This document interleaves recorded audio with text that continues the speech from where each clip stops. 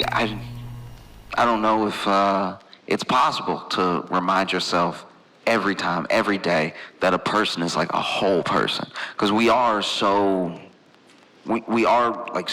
distant, person to person. Like when you meet someone that you've maybe heard about, you can only go off your impression. That impression is colored by whoever told you about this person.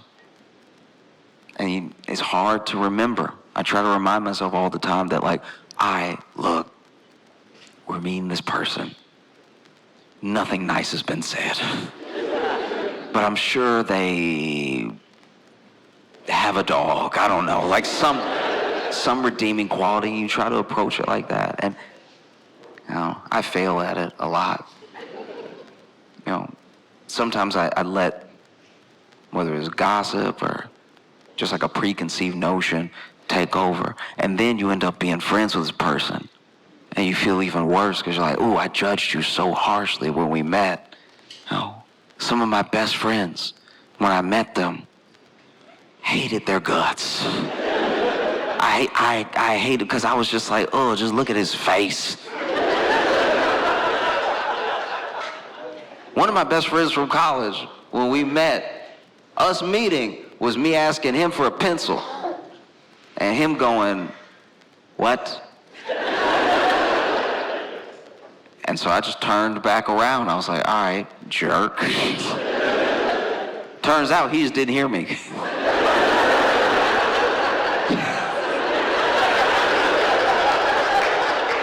We're like really good friends now, but yeah, that was not a great way to start. One of my best friends, we had that same thing. So he's a big dude. He's like 6'4", 6'5", like a strong guy, wide guy, right? Big dude. And we were both friends with a different guy. This is freshman year of college. And we had both done things in front of each other that made us go like, I don't know if I like that guy. Like, I like our mutual friend, but I don't know if I like him. And then we kept being in scenarios where maybe we were waiting for our mutual friends, so we were left alone with each other.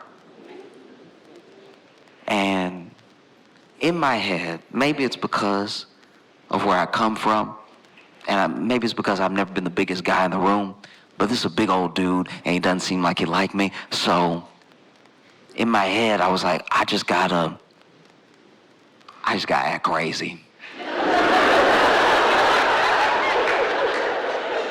Like, if I'm crazy, that'll keep at bay his size. Because even a big man doesn't want to get bit. You know what I mean? I don't care how big or strong you are. Once everybody saw what Mike Tyson did to Evander Holyfield, they were like, oh, yeah, crazy wins.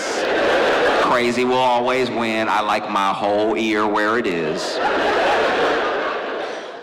And then he noticed me being crazy.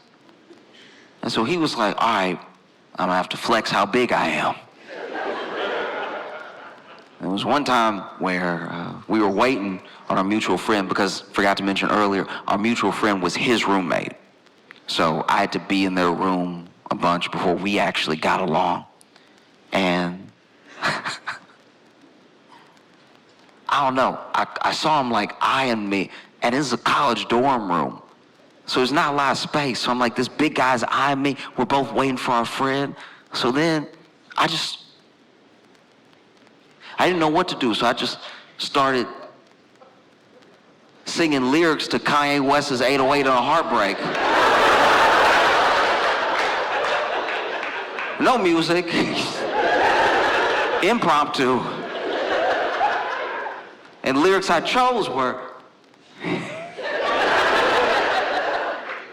when I grab your neck,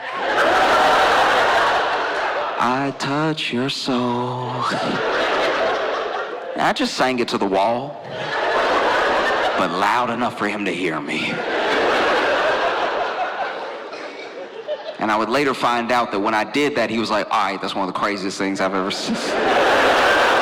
In my entire life, I was trying to mug this dude into submission, but now he done sang to the wall, not even facing anything. I don't don't know what he's talking about. Why'd he sing it too? That's crazy. That's crazy as hell.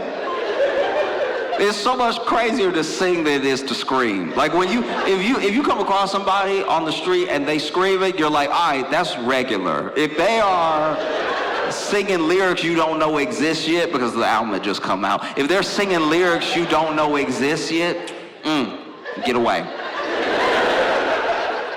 And so he was like, I gotta do something. I've got to do something. And the thing that he decided to do was we both got a text from our mutual friend that it would be quicker for us to meet him where he was than wait for him to come back and us head out together. And so we decided to head out together. And while I'm in the hallway, it's a long hallway from the door room to the end of the suite, and when I'm in the hallway, I go, ah, and he says, what? And I'm like, I think a mosquito bit me. And I was being completely sincere in this moment. I started itching. I was like, what? And he's like, what happened?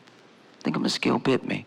And then he stands extra tall, every bit of 6'5", lets his eyes dart around the hallway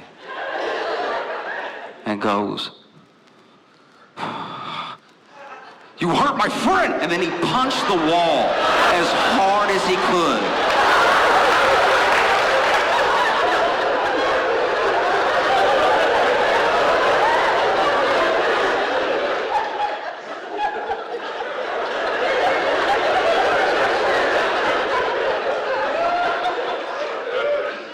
And when he moved his fist from the wall, there was a dead mosquito.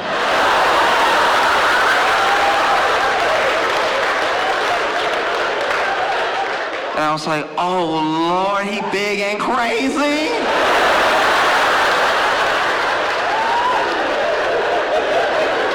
Oh, I'm sick. Oh.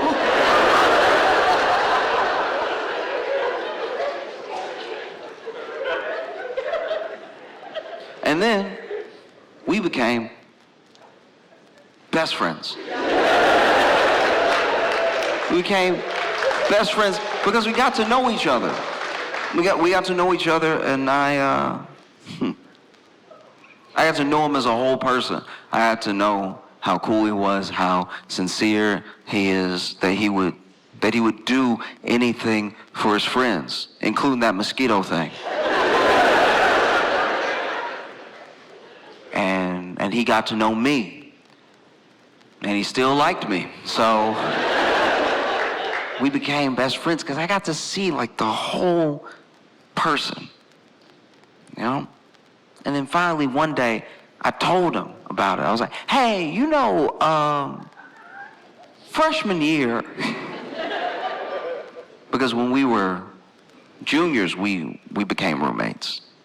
And I told him, like, hey, I just want to get something off my chest. Freshman year, when I was in the room with you and I just started singing, I was just trying to be crazy because I thought, like, you were real big and, like, I don't know, I had been bullied a lot, so I was just trying to, like, keep you at bay. And he was like, oh, that's so good to know. Which means in the time that we had become friends, he still thought, like, no, that's what he does, though. Like, that's who he is as a person. I was like, that's so good to know. Because, honestly, I was wondering what I'd have to do. I thought you were genuinely crazy. And that's why I punched that wall.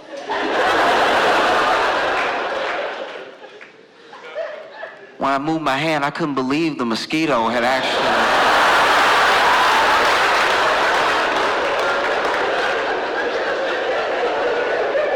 It's wild stuff.